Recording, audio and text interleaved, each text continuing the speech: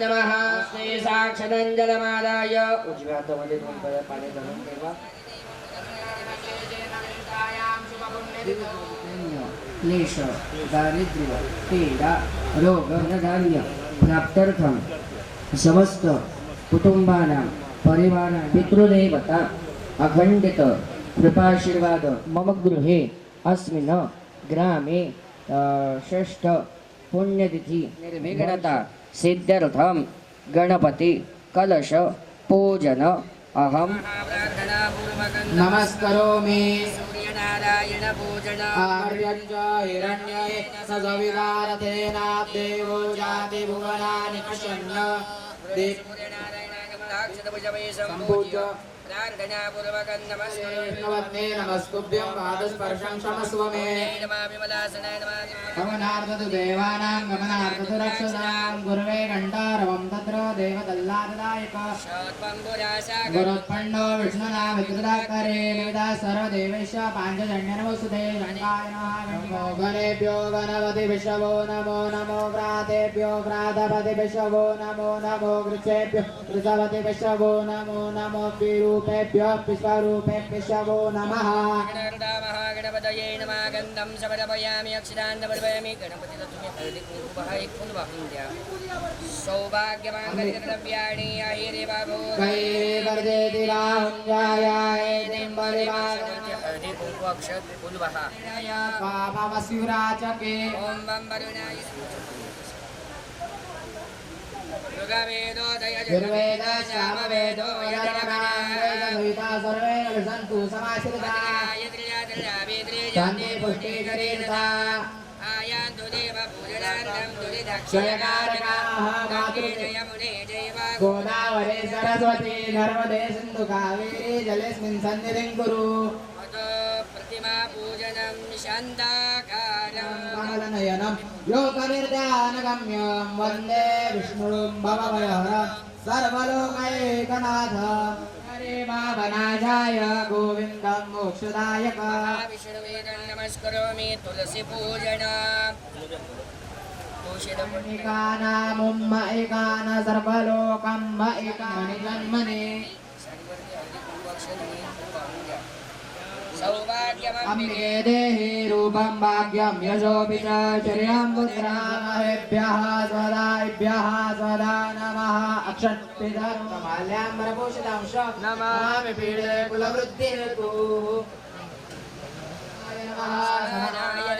ब्रह्मणे नमः हस्तप्रक्षालनं मुखप्रक्षालनं मृतवर्धनार्थे चंदनं मुखवासर्थे वीणा पुष्पलतांबूलं प्रार्थना करायची आमचं हे यज्ञ कार्य आहे हे व्यवस्थित निर्विघ्नपणे पार पडू द्या म्हणावं ओम शांताकारं भुजगशयनं पद्मनाभं सुरेशं विश्वाधारं गगनसदृशं मेघवर्णं महाविष्णवे नमः प्रार्थना पूर्वकं नमस्करोमि गोपालकृष्ण नमो गणेभ्यो गणपति विशवो नमो नमो व्रातेभ्यो व्रातपति विशवो नमो नमो वृक्षेभ्यो वृषपति विशवो नमो नमो विरूपेभ्यो विश्वरूपेभ्यो नमः महागणपतये नमः गन्धं समर्पयामि अक्षरान् समर्पयामि गणपतिं तुम्ही हळदी कुंकुम एक फूल वाहून द्या सौभाग्यमांगल्यद्रव्याणि आहिरे बाबो कैरे वर्धेति राहुञ्जायाय दिम्ब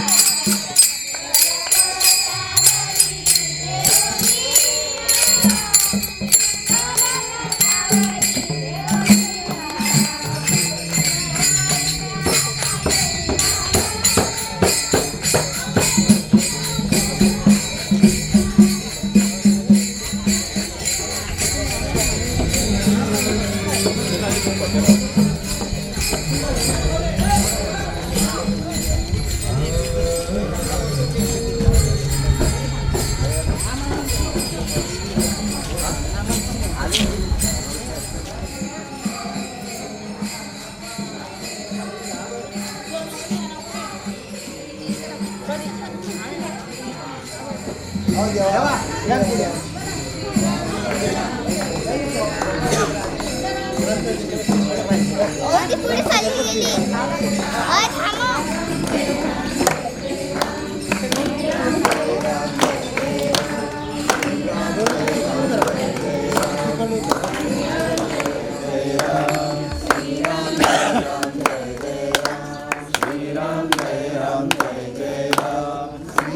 जय राम जय जय राम श्री राम जय राम जय जय राम श्री राम जय राम जय जय राम म्हणजे वरती बी दिसतात जय जय राम श्री राम जय राम जय जय राम श्री राम जय राम जय जय राम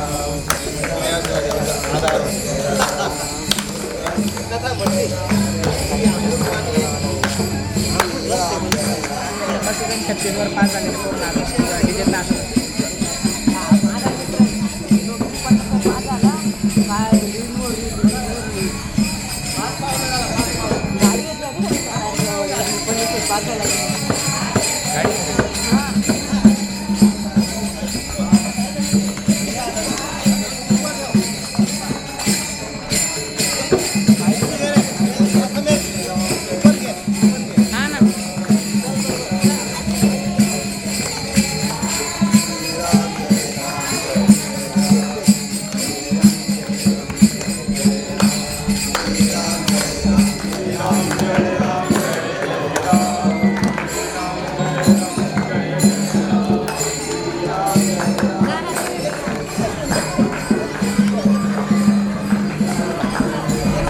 पुढं मागे असेल मिरवणूकच्या ठिकाणी असेल घेऊन घ्या ना आता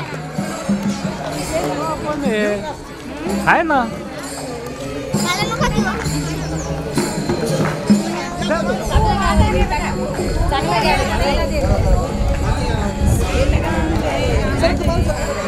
छत्तीसवर 5 झाले पूर्ण डीजे तास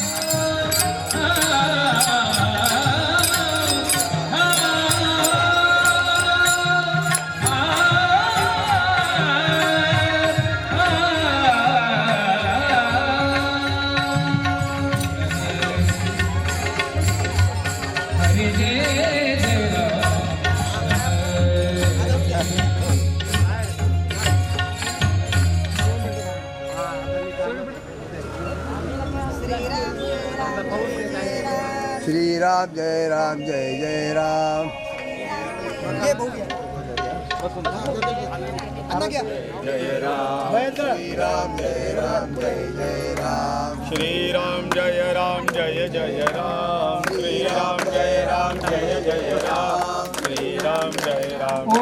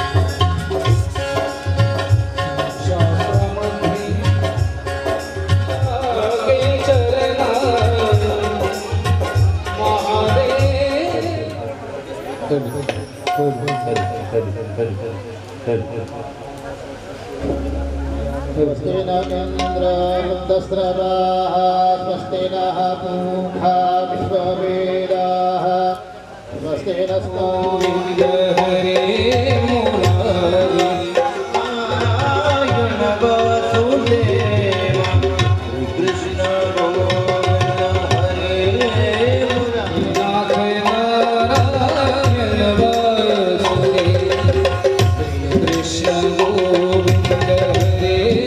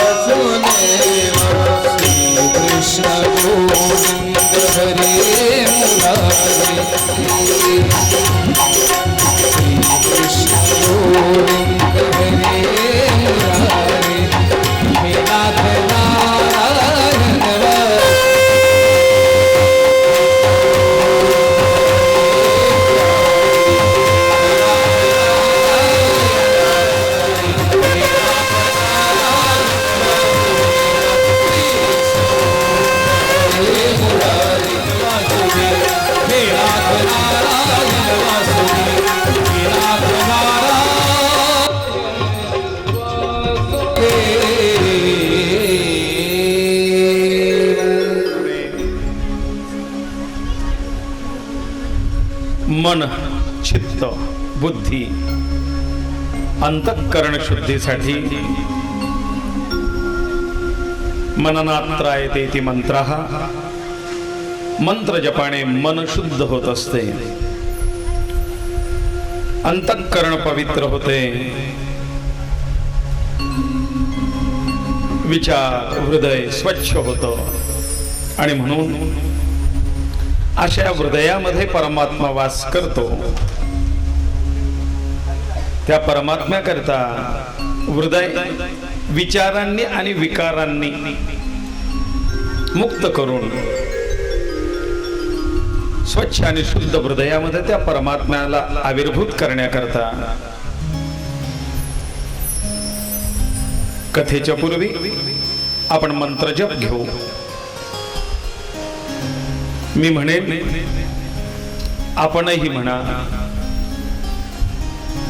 हा मंत्र विशेष धर्मराजाचा मंत्र आहे.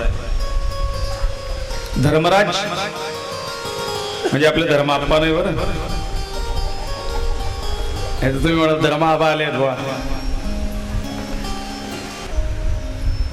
धर्मराजाचा मंत्र. धर्मराज म्हणजे काय हे आपल्याला कथेतून श्रवण करायला मिळेलच. पण या मंत्राच्या जपाने अपमृत्यू, दुर्मरण, अपघात टळायला मदत होते. अकाली मृत्यूचं प्रमाण हे दूर करून अखंड त्या परमात्म्याची कृपा आपल्यावरती राहावी याकरता एक विशेष धर्मराज मंत्र म्हणून ग्रंथांमध्ये दिलेला आहे, आपल्या पुराणांमध्ये दिलेला आहे. मंत्र मोठा आहे, जमल्यास म्हणण्याचा प्रयत्न करावा. लगेच ओठी बसणार नाही, पण 7 दिवसात जमल्याशिवाय राहणार नाही.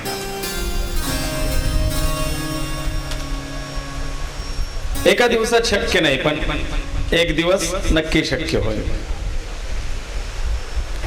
ओम क्रोम ह्रीं आं वैवस्वताय धर्मराजाय भक्तानुग्रहकृतये नमः. ओम क्रोम ह्रीं आं वैवस्वताय धर्मराजाय भक्तानुग्रहकृते नमः. ओम क्रोम ह्रीं आं वैवस्वताय धर्मराजाय भक्तानुग्रहकृते नमः. ओम क्रोम ह्रीं आं वैवस्वताय धर्मराजाय भक्तानुग्रहकृते नमः. ओम क्रोम ह्रीं आं वैवस्वताय धर्मराजाय भक्तानुग्रहकृते नमः. ओम क्रोम ह्रीं आं वैवस्वताय धर्मराजाय भक्तानुग्रहकृते नमः. ओम क्रोम ह्रीं आं वैवस्वताय धर्मराजाय भक्तानुग्रहकृते नमः. ओम क्रोम ह्रीं आं वैवस्वताय धर्मराजाय भक्तानुग्रहकृते नमः. ओम क्रोम ह्रीं आं वैवस्वताय धर्मराजाय भक्तानुग्रहकृते नमः. ओम क्रोम ह्रीं आं वैवस्वताय धर्मराजाय भक्तानुग्रहकृते नमः. ओम क्रोम ह्रीं आं वैवस्वताय धर्मराजाय भक्तानुग्रहकृते नमः. ओम क्रोम ह्रीं आं भक्ताय धर्मराजाय भक्तानुग्रहकृते नमः।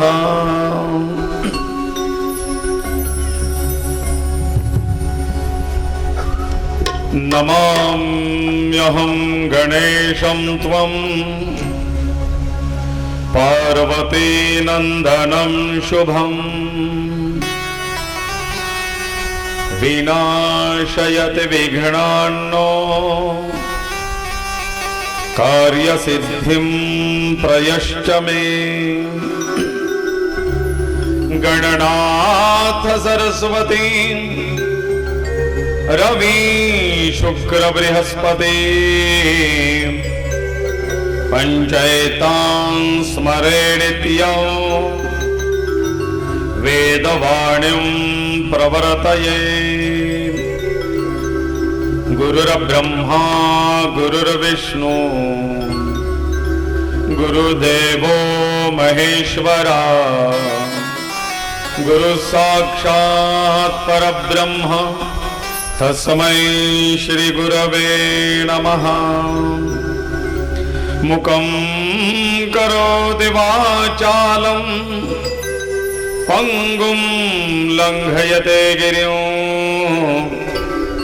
यत्कृपातमहं वन्दे परमानन्दमाधवम्।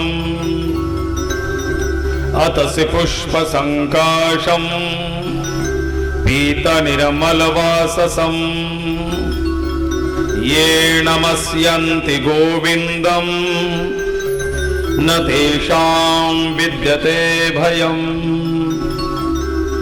नारायणं सहस्राक्षं पद्मनाभः पुरातनो प्रणतोऽस्मि ऋषिकेशं किं मे मृत्यु करिष्यति। वचन ऐका कमलापति ब्रह्माणं च गणाधिपं देवीं सरस्वतीं व्यासं मनोवाक्कर्मभिः सदा।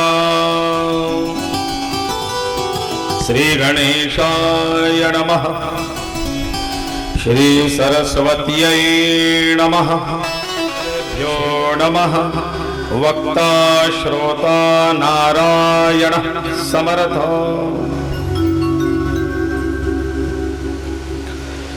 प्रस्तुतिया आरंभ केलेल्या कथेच्या दोन शब्द सांगणं या ठिकाणी महत्वाचं आहे। किम कारणम, कशासाठी? नेहमी आपल्याला माहितीच आहे, स्वर्गवासी सौ कमलदेवी लक्ष्मण शिरुडे या भ्राता या सगळ्यांच्या मोक्षार्थ आणि कल्याणार्थ आयोजित केलेली ही कथा आहे। या कथा सप्ताहाच्या आरंभ निमित्ताने कथेचा थोडक्यात परिचय आपण करून घेऊया, कारण बरेच फोन आलेत, बऱ्याच लोकांची उत्सुकता आहे। बऱ्याच लोकांनी विचारलं की आजपर्यंत न टीव्हीला न गावात न आजूबाजूला कुठे हा विषय ऐकण्यात नाही। हे ना माहिती आहे नक्की की आपली दरवर्षी काहीतरी नाविन्यपूर्ण कथा असणार आहे। पहिलं वर्ष श्रीमद भागवत कथा, दुसरं वर्ष रामायण श्रीराम कथा रामचरित्र, तिसरं वर्ष शिव महापुराण कथा, चौथं वर्ष देवी भागवत कथा, पाचवं वर्ष गणेश महापुराण कथा, पंचायतनाची कथा। योग बघा, लक्ष्मणांना शिरुडे यांच्या सहकार्यातून, सहयोगातून, योगदानातून, दातृत्वातून हिरापूर रोडला, हिरापूर गावाजवळ जे कळंबेश्वर महादेवाचं मंदिर आहे, सगळ्यांना माहिती आहे. त्या मंदिराचा जीर्णोद्धार, पुनर्बांधणी, तिथली डेव्हलपिंग, तिथला विकास हा अण्णांनी स्वतः उभा राहून करून घेतला. त्या मंदिरात कळंबेश्वर महादेव हे दैवत तर आहे, पण त्याच्याबरोबर पंचायतन स्थापन करावं असं अण्णांचं आमचं बोलणं झालं. कारण पंचायतन आपण करायचं तर काहीतरी जगा वेगळं.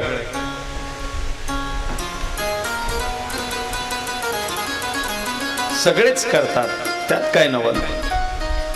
मग आपल्या या पंचक्रोशीत नाही, असं पंचायतनाचं मंदिर स्थापन करावं. परिवार आणि पंचायतन याच्यात फरक आहे. हा, राम परिवार आहे, शिव परिवार आहे, देवी परिवार आहे, विठुरायाचा, पांडुरंगाचा परिवार आहे.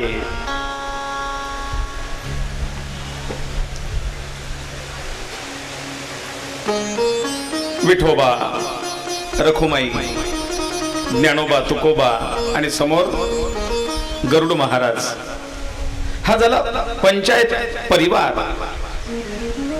पंचदेवता शिव, पार्वती, गणपती, कार्तिक आणि समोर नंदी, ही शिवपरिवार झालं. राम, लक्ष्मण, माता सीता, पुढे हनुमंतराय, हे परिवार झाले, राम परिवार. पण पंचायतन जी मूळ वेदांमध्ये, जी शास्त्रामध्ये जी उपासना सांगितलेली, ही पंचायतनाची उपासना आहे. त्या पंचायतनावरतून मी प्रत्येक कथेला सांगितलं की आपल्या घरात कमीत कमी 5 देव असावेत. ही शास्त्राने लावून दिलेली रूढी आहे. ते 5 देव कोणते, तर हे पंचायतन असावे. मग आपला येडा समज 5 देव घडावा नाहीत. मग खंडोबा, भैरोबा, कुलदेवी, कानबाई, साखर चतुर्थी 5 झालेत. एखादा याच्यातलं कमी असलं की ते म्हणतात मग काहीतरी मुंजा घडवून घेऊ, पित्रांचा टाक टाकून घेऊ, नाहीतर ती विंचवावरची देवी, वाघावरची देवी, काहीतरी पुन्हा त्याला जोड देऊन 5 पूर्ण करून घेऊ. ती पूर्ण करून घेऊ म्हणून बळजबरी 5 करू नका. त्या 5 देवता कोणत्या उपासनेमध्ये, हे आधी समजून घेणं महत्वाचं आहे.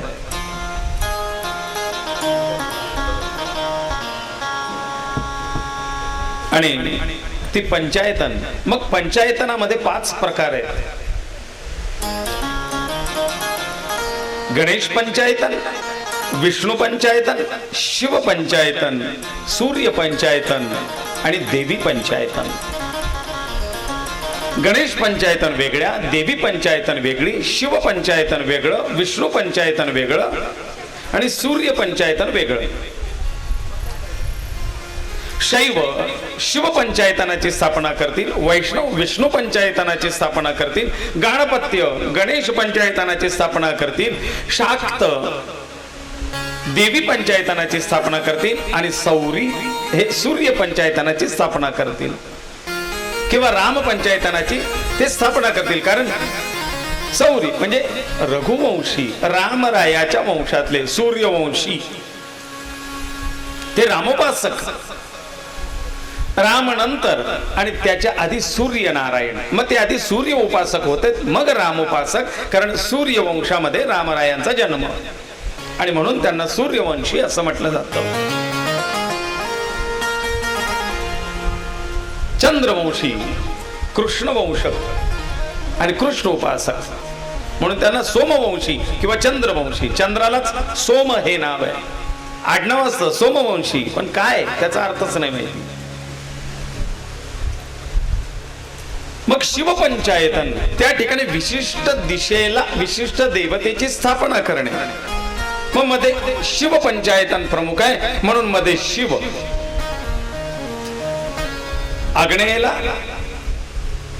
ईशान्येला गणपती, आग्नेयेला दुर्गा म्हणजे देवी, वायव्येला विष्णू नैऋत्येला विष्णू आणि वायव्येला सूर्यनारायण. या शास्त्रानुसार त्या त्या दिशेला त्या देवता स्थापन करून मध्ये महादेवाची स्थापना करणे म्हणजे शिवपंचायतन. या 5 देवता स्थापन केल्या. तिथे गणपती आहे, दुर्गा आहे, सूर्यनारायण आहे, विष्णू आहे आणि शिव आहेत. मग या पंचायतनाच्या 5 कथा आपल्या 5 वर्षात पूर्ण झाल्या. पहिली विष्णू पंचायतन म्हणून भागवत कथा, सूर्यनारायणाची रामकथा, शिवाची शिवपुराण, देवीच्या उद्देशाने देवी भागवत, गणेशाच्या उद्देशाने गणपती पुराण. मग या पंचायतन देवता परिपूर्ण झाल्यानंतर 6वा विषय तो काय?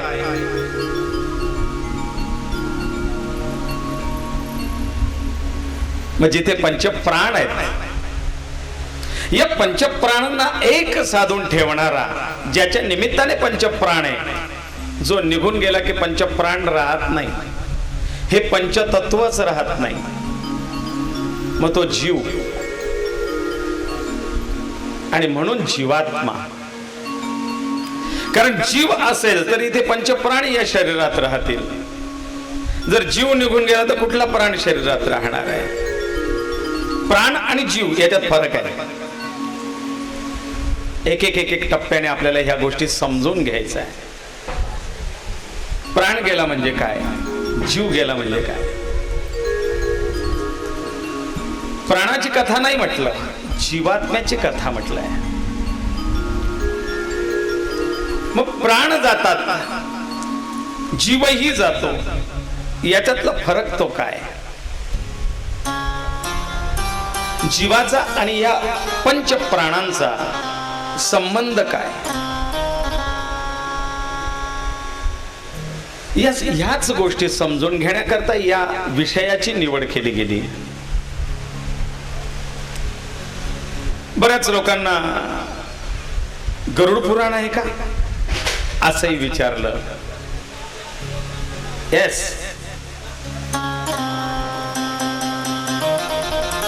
बट नॉट ओनली गरुड पुराण. फक्त गरुड पुराण नव्हे, कारण गरुड पुराण हा जीवात्म्याचा एक विशेष अभ्यासासाठी निर्माण केलेला संवादात्मक, नारायण आणि गरुड यांच्या संवादात्मक तयार झालेला ग्रंथ म्हणजे गरुड पुराण आहे. पण याही पलीकडे अन्य पुराणांमध्ये जो जीवात्म्याविषयी चर्चा आलेली आहे, महत्व आलंय, महात्म्य आलंय, त्या सगळ्या पुराणांचा सार घेऊन आपण ही कथा श्रोत्यांच्या कल्याणाकरता घेऊन आलेलो आहोत. वेद, शास्त्र, पुराण, उपनिषदे, इतिहास या सगळ्यांनी ज्या परमशक्तीला एक मुखाने आणि एक मताने मान्य केलंय, ती परमशक्ती ही सगळ्यांना मान्य आहे. भले ही नावं वेगवेगळे दिले असतील, तो वेगवेगळ्या नावाने, वेगवेगळ्या रूपाने, वेगवेगळ्या गुणांनी तो नटला आहे.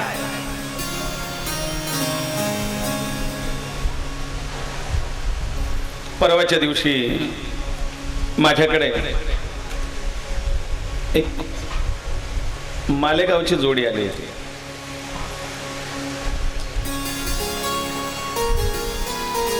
सना शेख आणि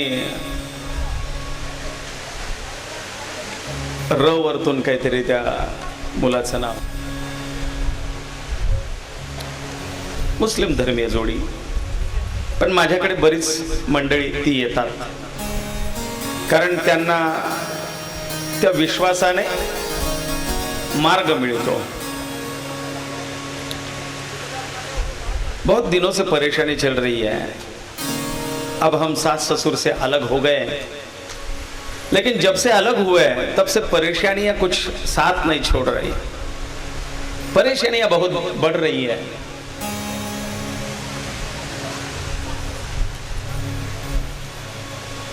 कुंडली देख लो, जन्म तारीख, जन्म वेळ, जन्म ठिकाण, कुंडली मांडली, पाहिली.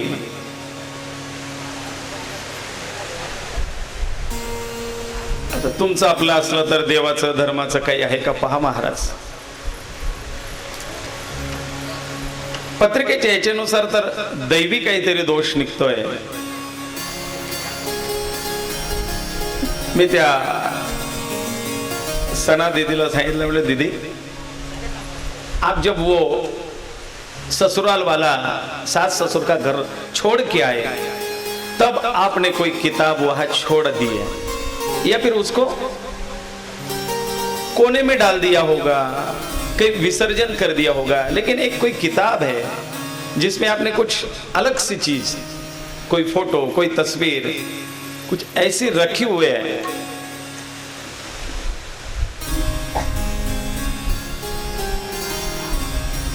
तो त्यांने सांगितलं गुरुजी मेरी कुरान भी वहां है और एक आयते की किताब वो है, दोनों मैं वहां छोड़ के आई हूं. लेकिन जब से मुझे वो मिली थी तब से मेरा बहुत अच्छा और भला चढ़ रहा था. सही है, मैं तो वहां उस घर में छोड़ के आई. ते वापस परत मागवून घे, कारण तो आपला धर्मग्रंथ आहे. त्या धर्मग्रंथावरती आपली निष्ठा, आपली श्रद्धा असली पाहिजे. वाचलं नाही तरी चालेल, संग्रह करून ठेव. आपल्या पूर्वजांनी जे आपले वेद, शास्त्र, पुराण, इतिहास याचा संग्रह, साठा करून ठेवला म्हणून आज आपल्यापर्यंत पोहोचतोय. आणि त्यावेळेला टंकलेखन कला नव्हती, लिहून ठेवायचे किंवा मुखपाठ करून ठेवायचे, मुखोद्गत, तोंडीपाठ. म्हणून त्याला श्रुती आणि स्मृती असं म्हणतात. वेद, शास्त्र, पुराण याला दुसरं नाव आहे. आपण नेहमी गुरुजींच्या तोंडून ऐकतो, म्हणा मम आत्मना श्रुती स्मृती. मग श्रुती स्मृती म्हणजे काय? श्रुती आठवलेलं, श्रुती आपल्या मेंदूत फिट केलेलं, ऐकलेलं, ऐकून संग्रहित केलेलं, आणि स्मृती ते आठवून पुन्हा प्रकट केलेले ते वेद. त्यांना दुसरं नाव आहे आगम आणि निगम.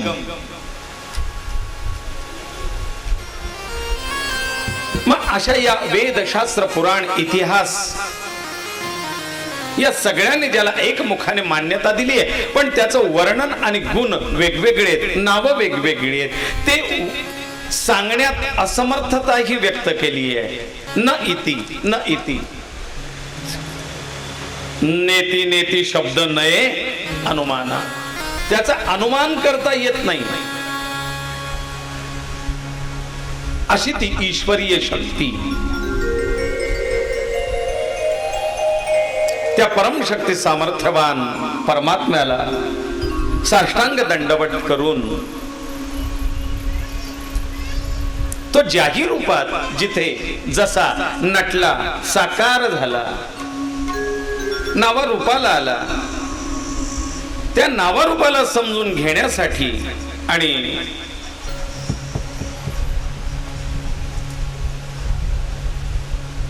त्याच्यापर्यंत पोहोचण्याचा प्रयत्न करण्यासाठी जीवाला ज्या गोष्टीची गरज आहे ती गोष्ट समजण्याकरता ही कथा आहे. आधी त्याची ओळख करून घेणे.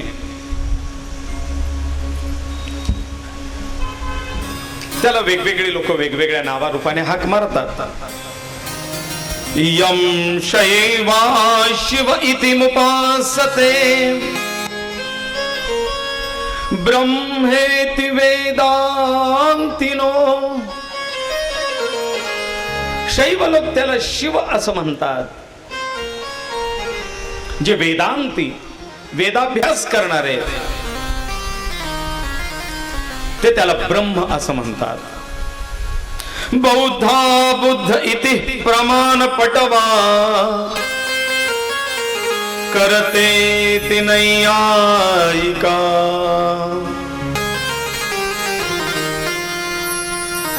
बौद्ध ज्याला बुद्ध म्हणतात. नैयायिक,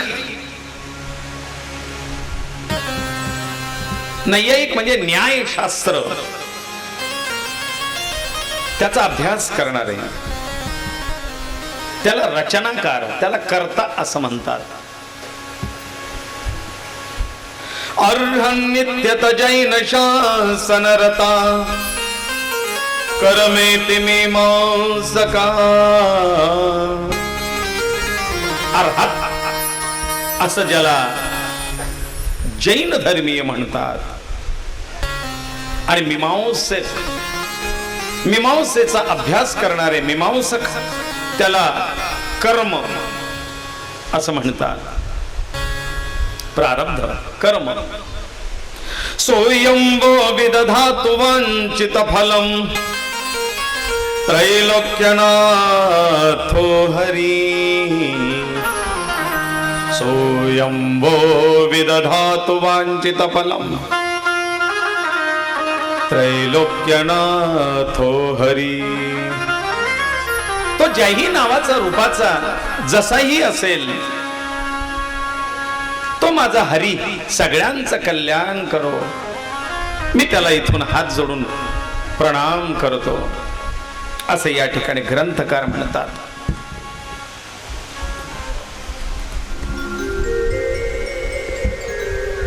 ज्याला द्वैत सिद्धांती आत्मा आणि ईश्वर अशा दोन रूपात नटलेला आहे असं मानतात.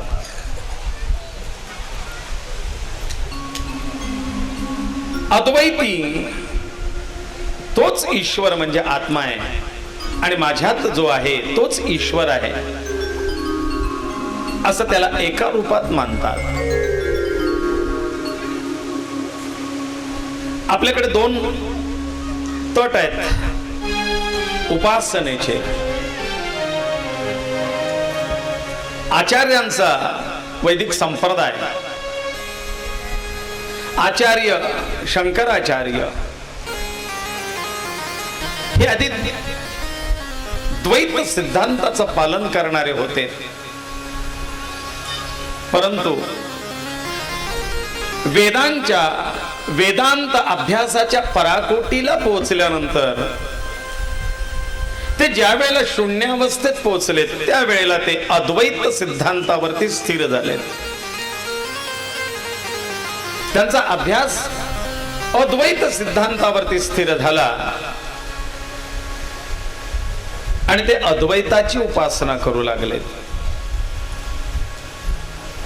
काय अद्वैत? आपला वारकरी संप्रदाय हा द्वैत सिद्धांतावरती चालतोय.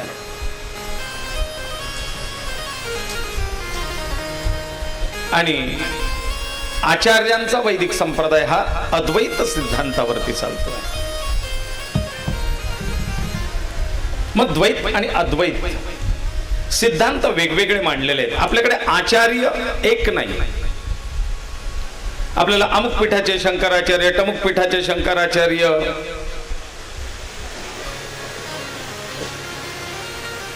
रामानुजाचार्य,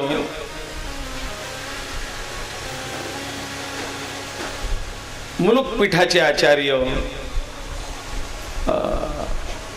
आणखीन भरताचा कोणता आहे, असे वेगवेगळे पीठ आहेत. प्रत्येक आचार्यांनी आपलं उपासना पद्धतीचं एक मत मांडलंय आणि ते मत सिद्ध झाल्यानंतर तो सिद्धांत पुढे रुजू होतो. द्वैत, अद्वैत, विशिष्टाद्वैत, द्वैताद्वैत असे वेगवेगळे सिद्धांत आहेत. इतक्या लांब आपल्याला पोहोचायचं नाही कारण तो वरचा विषय आहे. पण आपण ज्या अवस्थेत आणि परिस्थितीत वागतो आहोत तिथे दोन प्रकार निश्चित आहेत. तो एक द्वैत आणि अद्वैत, तो आपल्याला समजला पाहिजे. आचार्यांचा अद्वैत सिद्धांत म्हणजे दोन नाही. आचार्य म्हणतात तो परमात्मा आणि मी हे दोन नाही. तो म्हणजे मी आहे आणि मी म्हणजेच तो आहे. माझ्यात जो जीव स्वरूपामध्ये नटलाय तो परमात्मा आहे, तो ईश्वर आहे. एक हरि आत्मा जीव सर्वा जीव शिव सर्वा. एक हरि आत्मा जीव शिव सर्वा.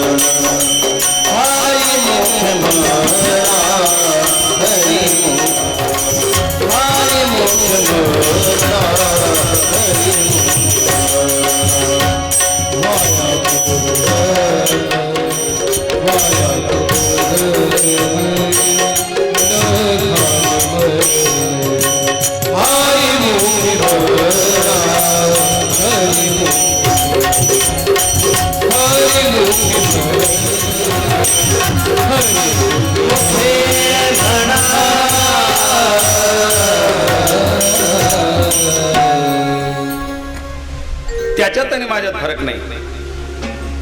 जो माझ्यात आहे तो यांच्यात आहे, जो याच्यात आहे तो त्या पशुत आहे, कुत्रात, मांजरात, प्राण्यात, पक्षात, सगळ्यांमध्ये हरिव्यापक सर्वत्र समान.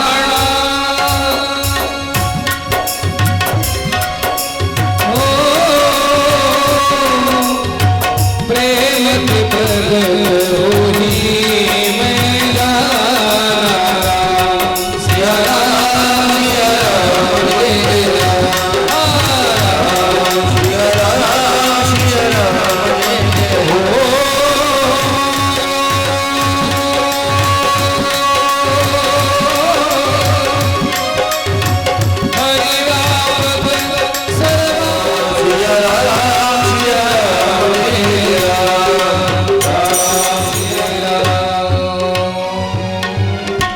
हरिव्यापक सर्वत्र समान.